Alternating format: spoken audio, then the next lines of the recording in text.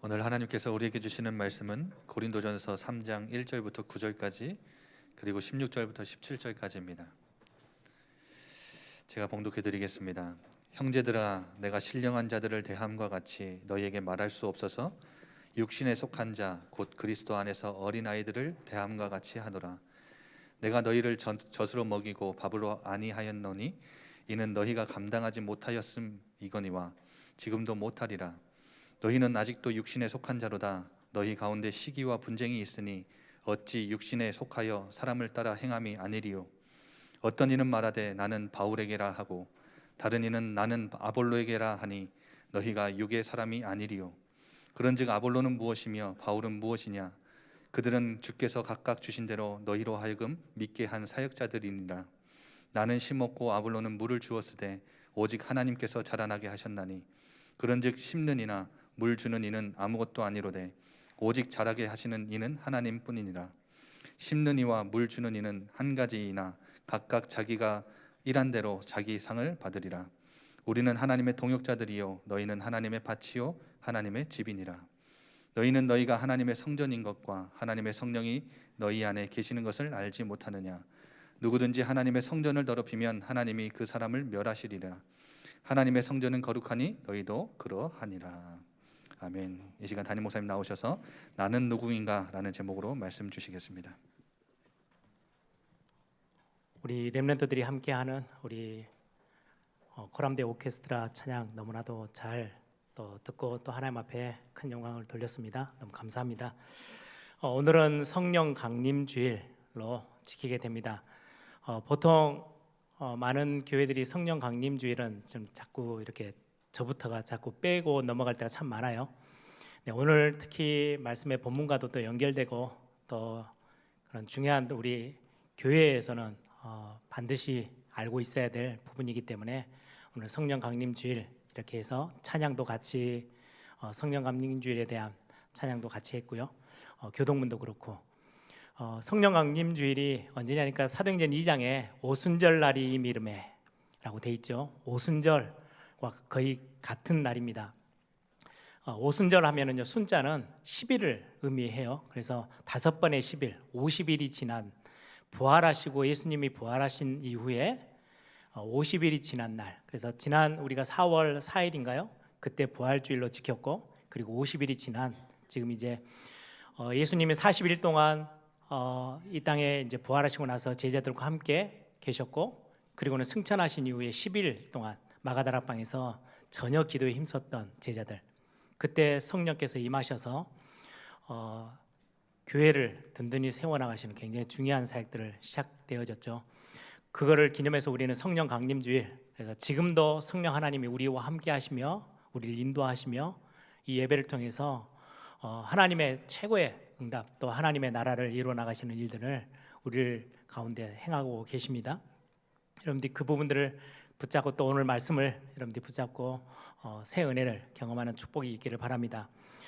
특히 오늘 예배는 미국에 있는 우리 주님이 함께하는 교회, 우리 박성수 목사님, 박영선 목사님이 사역하시는 교회인데요.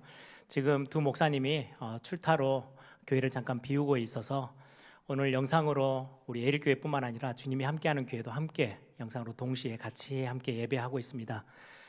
여러분, 지금 코로나 상황 때문에 전 세계 많은 교회들, 선교 현장의 교회들, 또 선교사님들 여러분들의 어려움 가운데 있는 현장들이 많죠. 여러분들이 위해서 기도해 주시고, 특히 오늘 사정이 여의치 않아서 예배당에 나오지 못하고 영상으로 예배하고 있는 성도님들, 또 우리 멀리 있지만은 한 마음으로 같이 함께 교회를 세워나가고 있는 우리 완도 또 남학에 있는 이렇게 성도님들 위해서도 여러분들이 기도해 주시고, 오늘 예배 같이 함께 영상으로지만 주님이 함께하는 교회를 위해서도 여러분들이 같이 기도해 주시면서 함께 은혜를 받는 시간 되기를 바랍니다. 이제 신앙의 발판 다시 시작합니다. 우리 5번째 신앙의 발판은 오늘 말씀을 나눌 건데요. 첫 번째부터 여러분들 다 잊어버리신 거 아니시죠? 기억하고 계시죠? 우리는 아무것도 아닌데 하나님이 우리를 먼저 기억하시고 찾아오셔서 우리를 사랑한다 고백하시고요, 우리의 모든 것들, 우리의 구원을 이루시고 모든 것들을 채우시기로 작정하시고 우리에게 오셨습니다. 하나님의 사랑과 그리고 우리의 모든 걸 알고 인도하시는 하나님의 주권, 그게 첫 번째 우리의 신앙 고백입니다. 뿐만 아니라 이 하나님의 어마어마한 사랑과 하나님의 주권의 비밀들을 우리가 마음껏 맛볼 수 있는 비밀의 하나님의 방법이 그리스도 안에서, 그리스도 안에 있는 이 비밀이 엄청난 축복입니다. 저와 여러분이 능력이 있어서, 저와 여러분이 훌륭해서 굉장히 우리의 삶이 하나님이 보시기에 좋아서 우리가 하나님의 것들을 누릴 수 있는 게 아니고요, 그리스도 안에 있기 때문에 이 부분은 우리에게 알고 우리가 마음껏 성령의 도우심을 받아 그 축복을 누릴 수 있죠. 그래서 성령의 도우심과 성령의 역사하심, 그게 세 번째 우리 신앙의 발판입니다. 이 모든 것들을, 성삼위 하나님의 비밀을 우리가 어떻게, 그 하나님의 사랑도 그리스도 안에 있는 비밀도 성령의 도우심도 어떻게 알아요? 말씀을 통해서. 그래서 하나님의 말씀을 통해서 우리를 새롭게 하시고 힘주시고 은혜 주시고 깨닫게 하시고 하나님 앞에 더 가까이 가도록 우리를 인도하시죠. 뿐만 아니라 우리의 많은 연약하고 병들고 망가져 있는 부분들을 하나님은 말씀으로 우리를 치유하시고 새롭게 하십니다. 기억하시죠? 에스겔 골짜기 마른 뼈다귀들에게 이 뼈들이 능히 살겠느냐, 우리의 모든 삶, 우리의 개인, 가정, 자녀, 우리의 현장들, 하나님의 말씀 우리가 붙잡을 때 하나님 우리를 치유하시고 새롭게 하십니다. 그래서 신앙의 발판이라고 하는 것은 우리가 세상의 말을 듣고 사람의 말을 듣고 신앙생활을 하는 것도 아니고요, 야, 저 교회 가면은 목사님이 참 설교를 잘한다더라, 인격적으로 굉장히 훌륭한 목사님이래, 그래서 신앙생활이 좀 되고, 어떤 데는 뭔가 목사님이 주는 영향력이 적으니까 나 신앙생활 해서 흔들리고 여러분들이 그냥 포기하고, 그게 우리의 신앙의 발판이나 근본이 아니라는 거예요. 신앙의 발판은 그것 가지고 하지 않아요.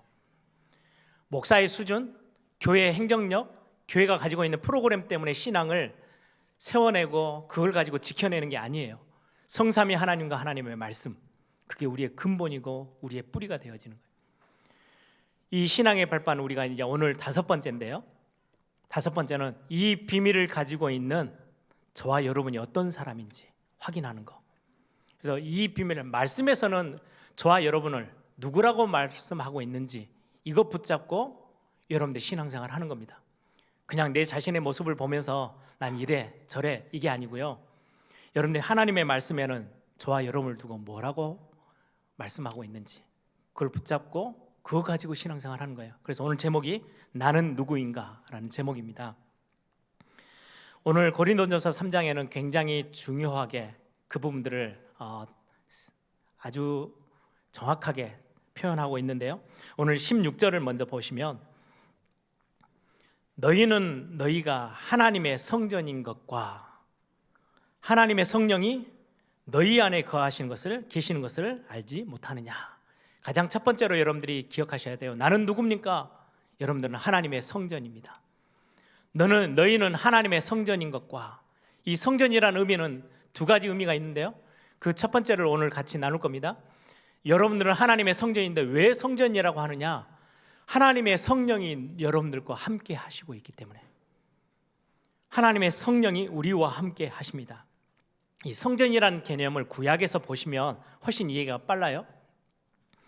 광야에서 하나님의 임재하심을 드러내기 위해서 하나님이 표정으로 만들어 놓으신 게 성막이에요.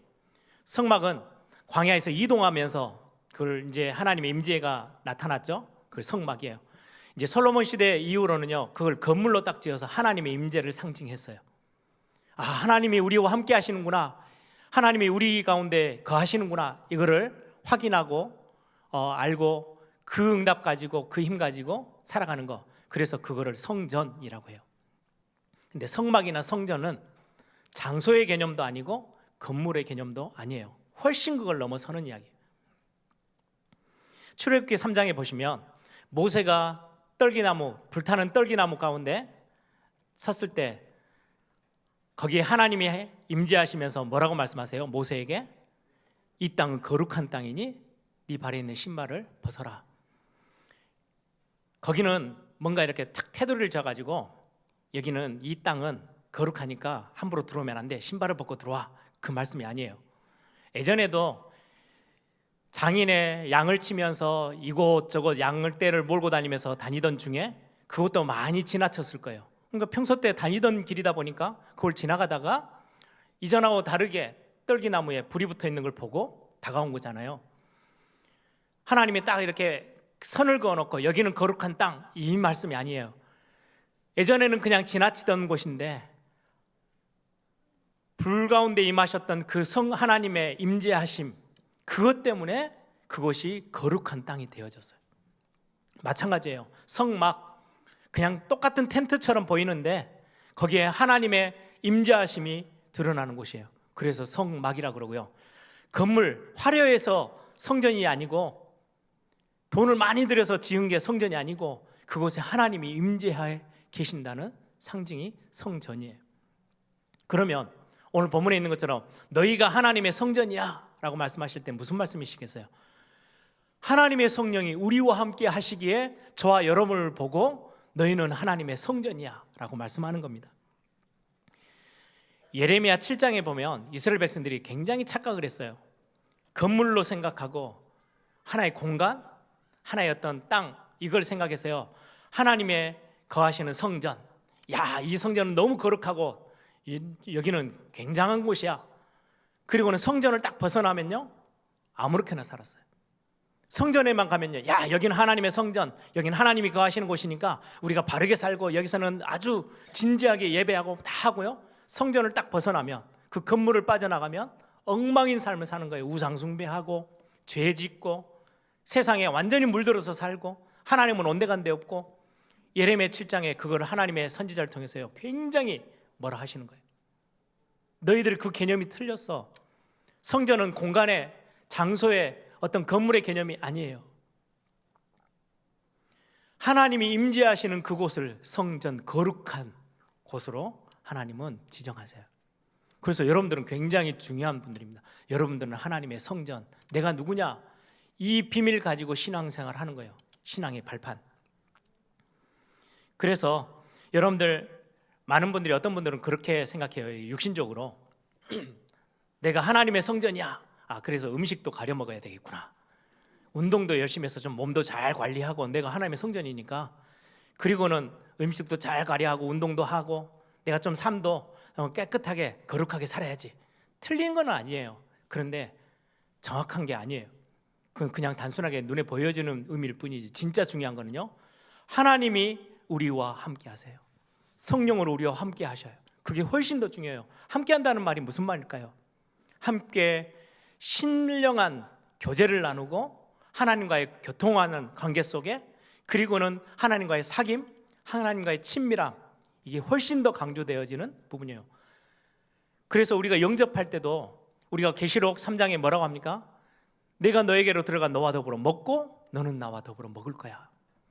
하나님이 거하시고 임재하신다는 것은 단순히 그냥 어험하고 있는 게 아니고요, 우리와 함께하고 교제하고 나누고, 그래서 그런 의미에서 기도는 대화다라고 하는 거예요. 하나님이 우리와 함께 하세요. 그런데 우리의 신앙생활을 이걸 잊어버리고 살 때가 너무 많아요. 내가 하나님의 성전, 내 안에 하나님이, 성삼위 하나님이 성령으로 함께 계시는데 우리는 잊고 살 때가 참 많죠. 여러분들, 코로나 바이러스 때문에 지금 벌써 1년 반 얼마나 많은 어려움 가운데 있어요. 처음에 작년 초에 코로나가 발생했다 해가지고 막 전 세계가 막 시끌시끌할 때도요, 우리 별로 의미 없었어요. 그냥 알고 뉴스 보고 코로나라는 바이러스가 전 세계에 좀 어렵게 하는가 보다. 국가에서는 막 마스크를 쓰라 하는데요, 대충 그냥 생각하고 썼다가 벗었다가 막 그러다 언제 이게 이제 구체적으로 돼요? 뉴스에 계속 코로나 때문에 죽는 사람들이 나오고 코로나 상황들이 굉장히 심각해진 것들이 막 실제적으로 느껴지니까 그때부터는요, 한 번도 빠짐없이 마스크 다 쓰고 어디만 갔다 오면 손 씻기 시작하고, 저 같은 경우도 들어갈 때 씻고 나올 때 씻고, 얼마나 삶이 바뀌었는지 몰라요. 1년 반 동안 우리의 모습이 눈에도 보이지 않는 코로나 바이러스, 근데 우리의 삶을 완전히 바꿔버렸어요. 언제 바뀌어요? 인지했을 때. 코로나 바이러스는 게 눈에 안 보이는데 진짜 있어. 이게 몸에 들어가면 이게 사람을 죽이기도 해. 심각한 문제를 일으켜. 이게 전 세계 사람들이요, 긴장하고 거기에 막 반응하면서 삶의 모습이 너무 많이 바뀌었잖아요. 우리 예배하는 것도 다 바뀌고, 우리가 언제 앞에 가림막 해가지고 예배한 적이 있어요. 이게 코로나 때문에 모든 게 다 바뀌어요. 이제는 어떤 분이 그러시더라고요. 처음 했을 때는 답답해 죽을 뻔했대요. 예배하는데 투명인데도 가름하고 있으니까 이제는 너무 당연한 것처럼 느껴져요. 삶이 그렇게 바뀌었어요. 마스크 쓰는 거 당연하듯이 이제 집 나갈 때는 쓰고 나가요. 성령 하나님이 눈에 보이지 않게 나와 함께 하시는 게 실제로 느껴지고 깨달아지고 이게 체험되기 시작하면요, 우리의 삶의 모든 모습은요 바뀌기 시작할 거예요. 우리는 거의 대부분 놓치고 살아요. 그럼 성령 하나님이 나와 함께 하시며 하나님과의 관계, 교통, 신령한 그 사귐, 친밀함, 이걸 무슨 말씀을 지금 전달하고 싶어요? 저는 오늘 이 포인트를 말씀의 부분에 있어서 중요한 걸로 하나를 전달해서 우리가 같이 함께 응답을 받고자 합니다. 예수님이 공생의 사역을 하실 때 보리떡 5개, 물고기 2마리, 오병이어라고 하죠. 그 기적을 일으키시고 나니까요, 그 5,000명이 보리떡 5개, 물고기 2마리로 배불리 먹고 나서 12광줄이나 남았잖아요. 그 기적을 체험한 백성들이요, 막 예수님을 얼마나 많이 따라 붙으려고 했겠어요. 그때 예수님이 도망가듯이 제자들에게 빨리 배를 타고 바다 건너편으로 가라, 내가 금방 뒤따라갈게. 그리고 예수님은 한적한 곳에 가서 홀로 기도하셨어요. 그 틈에 이제 배를 타고 건너가던 제자들에게요 심각한 문제가 생긴 거예요. 바다가 풍랑이 일어가지고 곧 죽게 됐어요.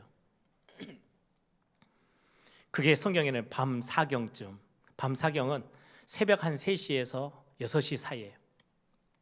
밤 사경쯤, 저녁에 흩어졌는데 풍랑이 일고요, 이제 거의 밤 사경이니까 얼마나 꼭두 새벽까지요 완전 바다 위에서 헤맨 거예요. 그때서야 예수님이 물 위를 걸어서 나타나셨어요.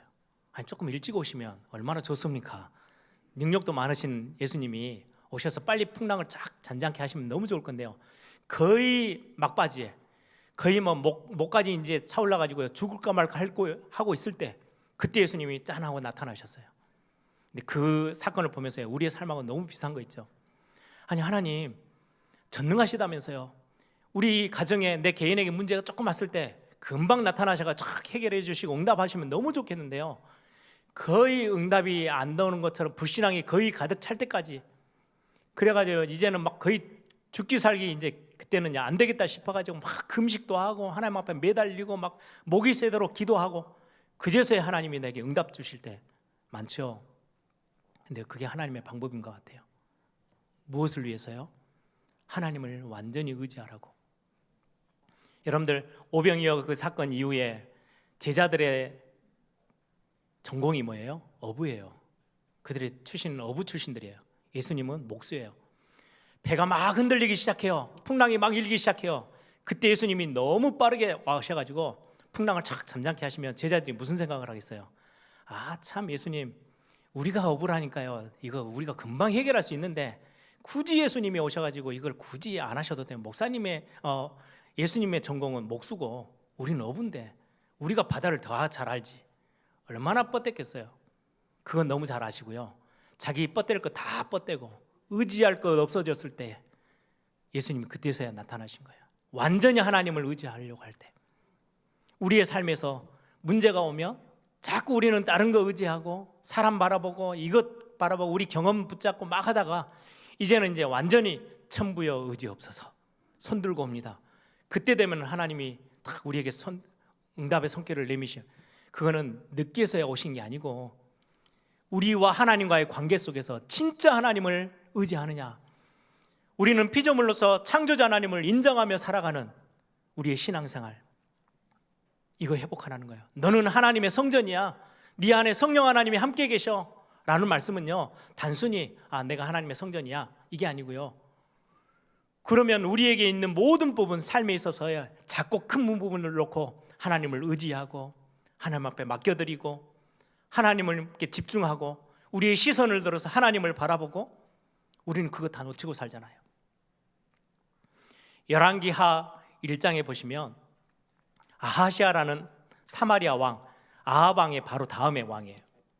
아하시아 왕이 난간에서 떨어져 가지고요 크게 다쳐서 질병에 이제 누워 있어요. 이걸 어떻게 해야 될지 몰라서 자기들의 신하들을 불러가지고요, 저 이웃나라 바알세불에게 찾아가서 내 병이 이제 앞으로 내가 어떻게 될지, 살아서 다시 일어날지, 얼마나 고생할지 좀 알아봐줘. 그걸 보내요. 그래 이제 신하들이 사신이 돼서 이제 가는 중에 선지자를 만납니다. 하나님이 선지자를 보내요. 그 선지자가 하는 말이 무슨 말이냐? 이스라엘에는 하나님이 없냐? 왜 바알세불에게 가서 그걸 물어보냐? 여러분들의 삶에 하나님이 함께 하시는데 여러분들은 하나님의 성전이에요. 그 성전이라는 의미의 가장 첫 번째 의미는요, 성삼위 하나님이 성령으로 저와 여러분과 함께 하셔요. 그 함께 하시는 그저로 끝나는 게 아니고요, 우리의 의지 되어지고 우리의 창조주 되어지고 우리의 왕 되시고 우리의 참 주인 되시고 우리를 너무나도 사랑하시는 우리의 아버지 되시는 그 하나님 의지하라는 거예요. 맡겨드리며 사는 게 우리의 본분의 모습이에요. 근데 우리는 자꾸 이 아시아 왕처럼 이스라엘에는 하나님이 안 계시니? 하나님이 질문하시는 거예요. 왜 다른 사람 쳐다보고 세상 쳐다보고 다른 거 의지하고 이것 붙잡고 저것 붙잡고 왜 그렇게 가니? 내가 너와 함께 하고 있는데. 하나님이 그 질문을 지금 하시는 겁니다. 여러분, 저는 이 말씀을 묵상하면서요, 그 생각이 들었어요. 벌써 제가 에일교회 와서 사역한 지가 16년째, 담임 목회를 시작한 지가, 목사 안수 받은 지 20년이 훨씬 넘었어요. 제가 전도사 때부터 신학교 다니면서 사역했던 거는요 30년이 돼요. 처음에 저의 모습들이 기억이 났어요. 교회에서 뭔가 사역을 하나 맡기면요 얼마나 두렵고 떨림으로 벌벌벌 떨면서 간절함, 하나님 앞에 그 절실함, 하나님 내 은혜 아니면 하나님의 이 사역 감당할 수 없다고 막 하나님 앞에 엎드려 눈물을 흘리며 기도했던 제 모습들이 있어요. 제가 부목사 할 때도요, 교회에서 한번 수요 예배 뭐 이런 거 맡기면요 얼마나 간절함으로 하나님 앞에 기도하면서요 두렵고 떨림으로 하나님 은혜 주신 거를 막 사모하면서요 그렇게 심부름했거든요. 어느 순간에 그 점점 없어질 때가 있더라고요.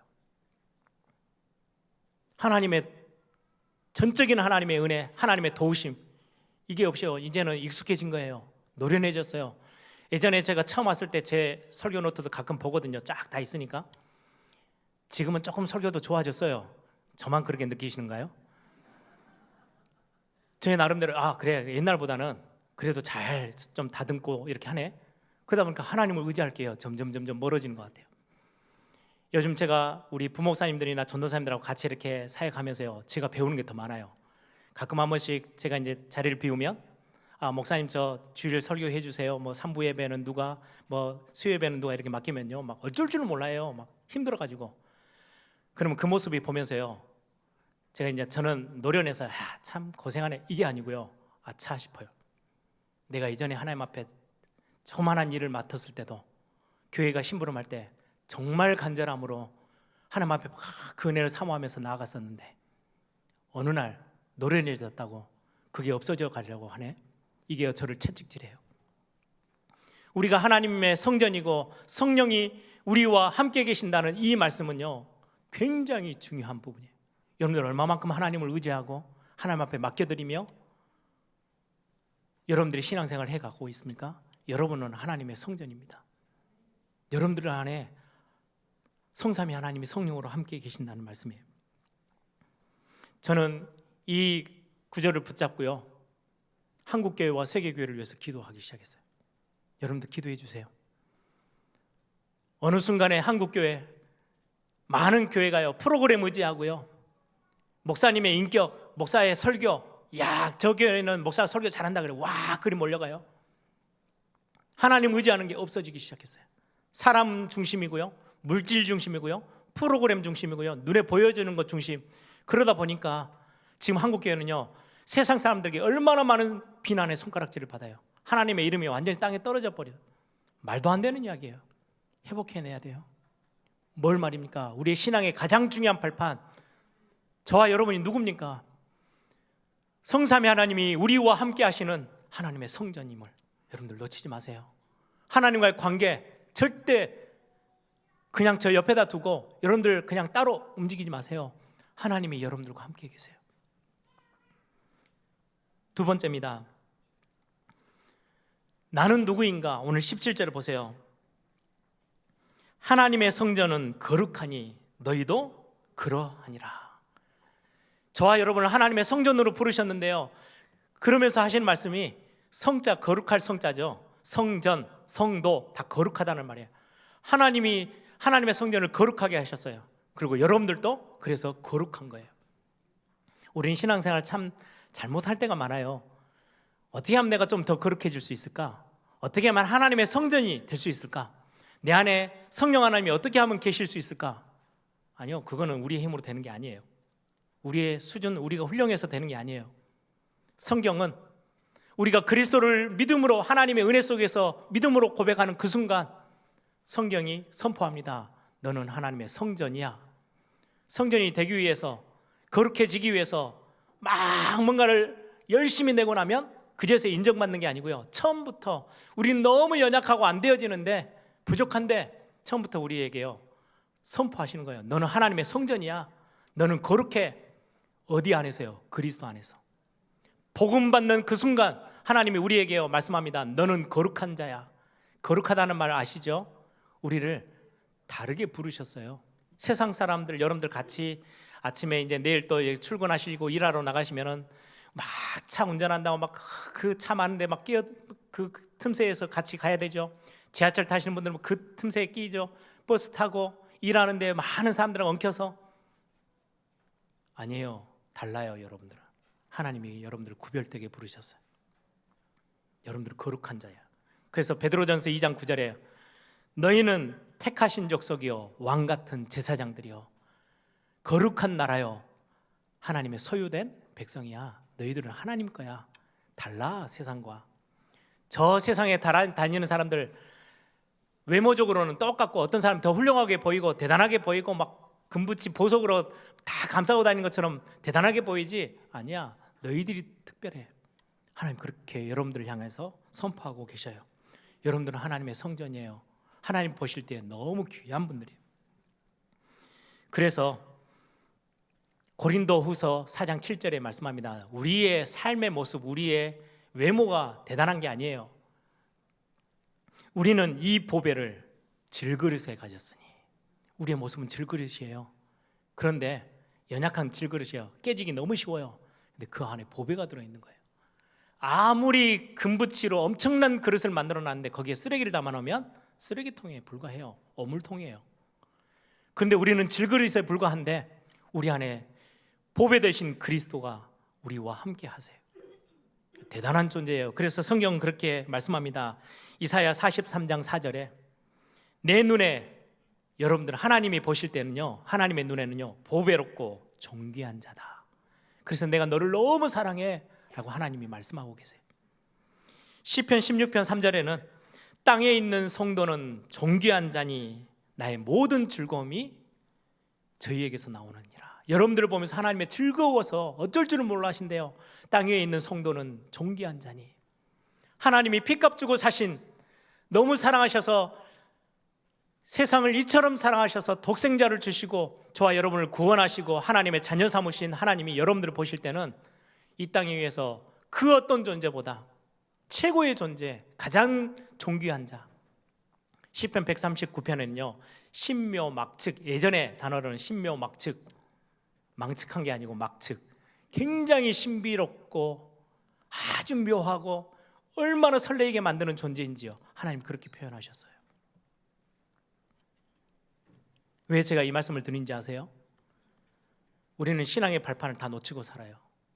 내가 조금 내 자신에게 실망스러웠던 거, 내가 조금 실수하고 나면요 얼마나 내 자신을 스스로 비난하고 억누르고 질책하고 스스로 나를 미워하고 그 수준에 살 때가 얼마나 많습니까? 제가 그랬거든요. 저는 제 성격, 예전에도 말씀드렸죠. 저는 갑자기 고등학생 때요 머리가 곱슬머리로 바뀌더라고요. 그것부터가 싫어가지고요 얼마나 내 성격도, 왜 나는 이런 성격이고 다른 사람 앞에서는 큰 소리도 못 치면서 속으로만 끙끙 앓고 있는 이런 성격들, 뭐 저는 잘하는 것도 없고, 그게 이제 쌓여서 이제 중고등학교를 지나서 대학교를 갔는데도 그 나에 대한 상처, 나를 너무 미워하는 거 저에게 있었거든요. 어느 날 저희 형님하고 같이 이렇게 이야기하는 중에 제가 그런 속에 있는 쌓여 있는 것들 막 하소연했어요. 왜 나는 이런지 모르겠다고. 그랬더니 씩 웃으면서 한마디 하더라고요. 그럼 하나님이 실수한 거네? 너를 만드시다가? 그 말 들으니까 아니잖아요. 제 생각이 정신이 번쩍 들었어요. 그때부터 제 생각을 완전히 바꾸기 시작했어요. 아니야, 하나님이 실수하지 않으셨잖아. 하나님 필요해서 나에게 주신 것들이야. 하나님이 이걸 가지고 하나님은 하나님의 영광을 받으시기를 원하실 거야. 그래서 저를요 다독거리기 시작했어요. 저를 스스로 위로해 주기 시작했어요. 인정해 주기 시작했어요.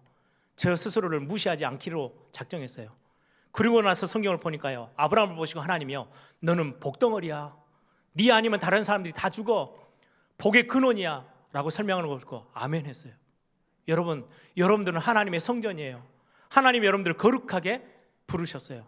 그리고는 거룩하다, 거룩하다, 너는 거룩한 자야, 지금도 말씀하고 계세요. 그래서 내일 아침 여러분들 다 거울 보시면서요, 여러분들 칭찬하세요. 격려해 주시고. 조금 실망스러운 거요? 괜찮아, 잘할 수 있어. 제가 그 인터넷 기사를 잠깐 보니까요, 야구 선수인데 이제 신인이에요. 작년에 이제 신인이고 2년차 선수인데 작년에는 엄청 성적이 좋았대요. 근데 올해 들면서는요, 완전히 곤두박질 쳐가지고 성적이 완전 밑바닥이에요. 그래 2군으로도 내려가고 헤매고 있는데 막 감독도 코치도 막 도와주려고 하는데 선배가, 하늘 같은 고참 선배가 와가지고 딱 한마디 해주더래요. 그 말 듣고요, 성적이 완전 올라섰어요. 작년보다 훨씬 더 좋은 성적으로. 그래서 기자들이 묻는 거예요. 무슨 말을 해줬길래? 그랬더니 다른 말이 아니고 너 스스로 칭찬해줘. 잘 경기를 못했을 때도 너를 칭찬하고 격려해. 이 말 한마디가 얼마나 힘이 됐는지 성적이 갑자기 올라가기 시작한 거예요. 여러분, 세상 사람들도 그런데 여러분들 신앙생활 어떻게 하고 계세요? 믿음의 말 다 하고요, 찬양하고요, 교회에서 사역 열심히 다 해놓고요, 집에 혼자 앉았을 때는 나를 자책해요. 막 나를 뭐 죽일 듯이 미워하고요, 나를 스스로 인정을 못해요. 인정하지 않아요. 비난해요. 그 때문에 얼마나 땅바닥으로 내려앉습니까? 성경은 그렇게 말씀하지 않아요. 너는 하나님의 성전이야. 너는 귀한 존재야. 여러분, 하나님을 존중하는 것만큼 여러분을 존중하세요. 하나님이 그렇게 여러분을 지으셨어요. 내 스스로를 존중하세요. 존귀 여기시기 바랍니다. 그래야 여러분들의 남편도 여러분들의 아내도 하나님의 성전이라는 눈으로 보게 돼요. 내 자녀도 우리 교회 안에 있는 참 부족하고 흠이 있지만, 하나님의 성전, 하나님이 거룩하게 부르셨지, 그 사람도 나도 내가 존중하고 인정해주고 격려하고 챙기는 거예요. 여러분들은 얼마나 중요한 신앙 고백인지 몰라요. 여러분들 혹시 여러분들 다른 사람 모르게 여러분들 자꾸 여러분들 스스로를 깔아뭉개고 나는 안 돼, 나는 할 수 없어, 나는 왜 그렇지, 여러분들 외모로, 여러분들 성격으로, 여러분들의 일 잘 못하는 거, 여러분들의 실력, 능력 보면서 자꾸 여러분들을 비난하고 주저앉히면 그건 비성경적이에요. 하나님은 여러분들을 그렇게 인정하지 않아요. 최고의 존재로 하나님이 여러분들을 존중하신대요. 하나님이 여러분들을 존귀히 여기셔요. 그거 회복하세요. 당장에 여러분들 거울 보시면서요, 여러분들을 마음껏 칭찬하세요. 제 자녀들에게도 어제 그런 시간을 가졌어요. 야, 아빠 엄마 때문에 힘들었지. 자꾸 아빠 엄마의 눈치를 줘서 막 자꾸 엄마는 장혜수도고 아빠는 박성진이고 너희들을 바라보는 시선이 엄청나게 힘들고 무거웠을 수 있어. 근데 그거 아무것도 아니야. 내가 지금 있는 그 모습이 최고야. 하나님 너를 최고로 두고 계셔. 이게 잘 안 들어갈 거예요.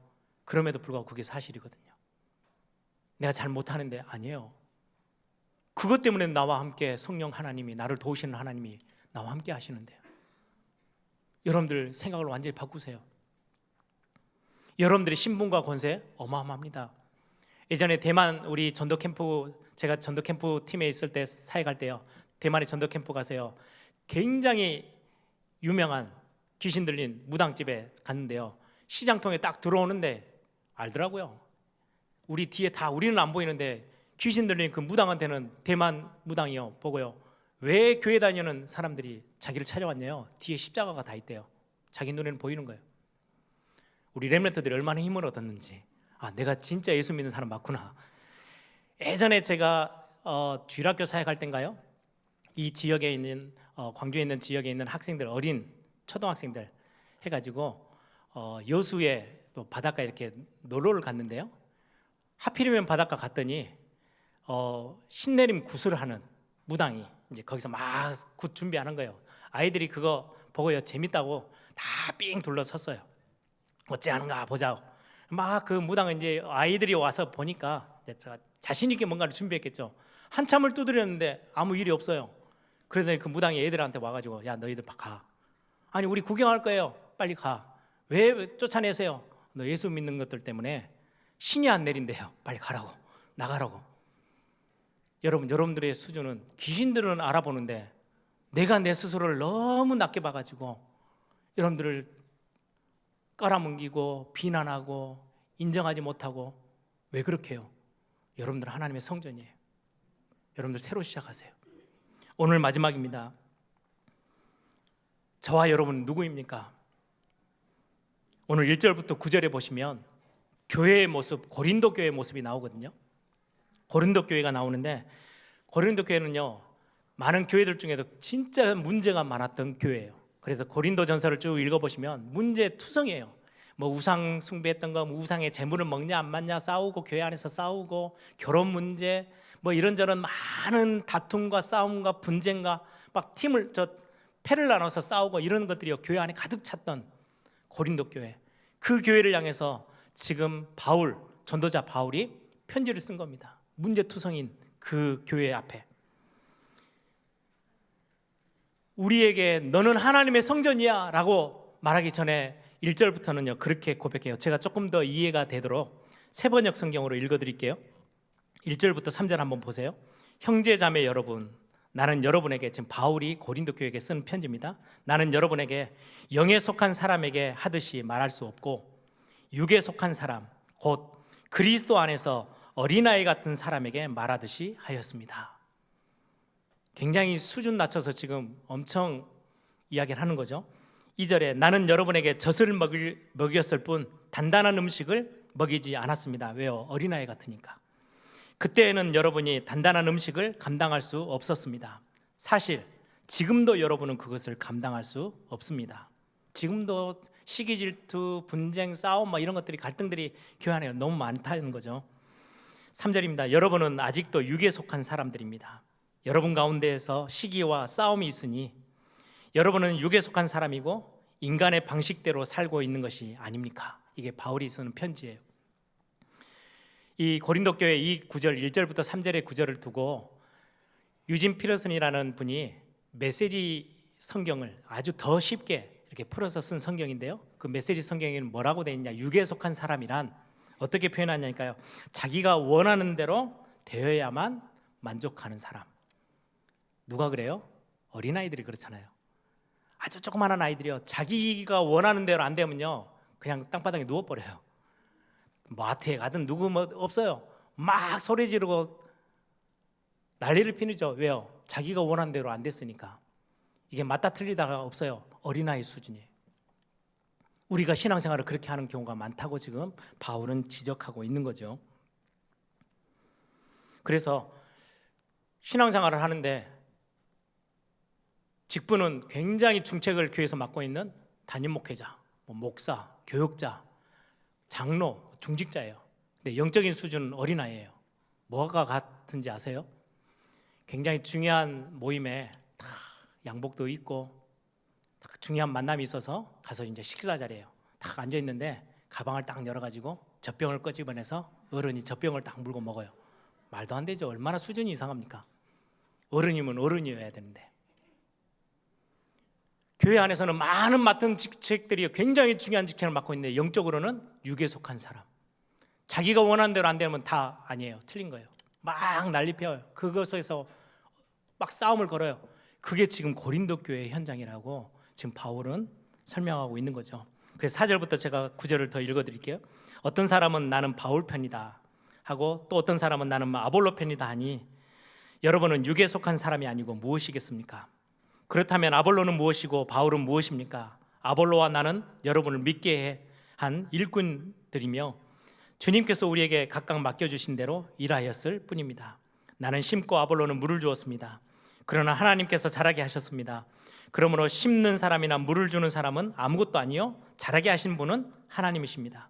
심는 사람과 물 주는 사람은 하나님이며 그들은 각각 수고한 만큼 자기의 싹을 받을 것입니다. 우리는 하나님의 동력자요 여러분은 하나님의 밭이며 하나님의 건물입니다. 무슨 말씀이냐면 야, 저 교회 가면 목사님이 대단하다더라. 그게 중요치 않은 거예요. 그걸 가지고 교회가 가는 게 아니에요. 서로가 부족하고 연약하고 조금 약한 부분들이 많지만 서로가 서로를 도우며 동역자로서 그리스도를 발판으로 삼아 그걸 기초로 삼아서 그 위에 교회가 든든히 신앙의 공동체가 언약의 공동체가 복음의 공동체가 세워져 가는 거. 그래서 저와 여러분이 누구냐? 세 번째 기억하셔야 돼요. 교회를 세우는 사람들이에요. 그냥 교회 왔다 갔다 하는 사람이 아니고 교회를 세우는 사람. 성령 하나님이 보혜사로 우리와 함께 계시면서 우리를 세워가시잖아요. 우리가 교회를 사역하는데요 성도들을 위로하고 성도들을 보듬고 다독거리며 세워가는 거 같은 단어예요. 여러분들 성령 하나님 성령이란 단어가 성경의 원어로 파라클레토스라는 단어예요. 파라라는 거는요 가장 옆에서 바로 옆에서 클레토스는 부르심이라는 단어예요. 하나님이 우리에게 그냥 우리가 막 슬프니까 그래 슬프구나 공감해주고 따뜻거려주고 그걸로 끝나는 게 아니에요. 엘리야를 광야에서 쓰러져 있을 때요 힘주고 위로해주고 그래 인정해주고 공감해주고 그걸로 그치지 않아요. 호렙산으로 부르셔서 너의 부르심이 어디 있는지 너의 소명이 너의 사명이 정확하게 무엇인지를 알게 만들어서 진짜 일어서도록 그걸 보고 성령 하나님의 사역 보혜사 성령이라고 하잖아요. 위로라는 단어도 같은 어원을 가지고 있는 단어예요. 파라칼레오 파라라는 거 바로 옆에서 우리가 성도를 위로한다 목사가 교회를 위로한다 바로 옆에서 뭐 하는 거냐 부르심을 알도록 도와주는 거. 저의 목회할 때 중요한 목회 철학 중에 하나예요. 저는 어떤 교회에 가서 봤거든요. 성도들 막 이렇게 세워서 설교 시간에 막 지적하고 막 뭐라 하고 막 고치라고 막 말하더라고요. 아, 나는 저렇게는 사역 안 해야 되겠다. 교회 안에서 위로하는 사역을 해야 되겠다. 힘줘야 되겠다. 하나님이 나를 꾸짖지 아니하시고 나를 세우시는 그 하나님 보혜사 성령 하나님을 닮아서 교회는 힘주고 은혜롭게 갖고 가는 거야. 위로하는 거야. 위로라는 단어는 단순히 같이 울어주고 그랬구나 공감해주고 등 두드려주고 손잡고 가고 이게 위로가 아니고요. 그걸 넘어서서 하나님이 저와 여러분을 향하여서 부르신 소명 맡기신 사명 하나님의 부르심 콜링을 향하여서 정확하게 서도록 옆에서 돕는 거 그걸 보고 위로라고 해요. 그래야 진짜 일어서는 거예요. 내가 힘이 빠져서 넘어져 있는데 그냥 다독거려주고 같이 울어주는 게 아니고요. 너의 소명과 너의 사명이 무엇인지를 알게 해서 함께 힘 모아서 일어나는 거 그래야 교회가 든든해지는 거거든요. 고린도 교회가 지금 놓치고 있는 부분 여러분 오늘 우리는 이 부분 교회 안에서 함께 소통하고 위로하고 챙기고 다독거리고 진짜 하나님이 우리에게 맡기신 사명과 소명 이거 놓치지 않도록 함께 도와 교회를 세워나가는 거 그게 저와 여러분의 사명입니다. 그러기 위해서 우리를 그렇게 부르셨습니다. 하나님이 나를 통해 교회를 든든히 세우시는 겁니다. 말씀을 정리합니다. 여러분 내가 응답받으면 됩니다. 교회가 아무리 이상하고 목사가 아무리 이상해도 여러분이 하나님의 말씀 붙잡고 성삼위 하나님의 은혜 속에서 응답받으면 그 교회 살릴 수 있습니다. 반대로 교회가 굉장히 괜찮고 굉장히 교회가 막 붕대 있는 교회에서 여러분이 응답 못 받으면요 모든 거 다 놓칩니다. 아무리 목사가 훌륭하고 아무리 교회 안에 있는 중직자들이 훌륭해도 내가 응답 못 받으면 아무 소용이 없는 거예요. 여러분들 오늘 내가 누구이냐 여러분들 스스로의 모습 여러분들의 실망스러운 모습 연약한 모습 그것 말고요 성경에서 여러분들에게 뭐라고 말씀하는지 너는 하나님의 성전이야. 무엇 때문에요? 성삼위 하나님이 성령으로 여러분과 함께 하셔요. 임재해 계셔요.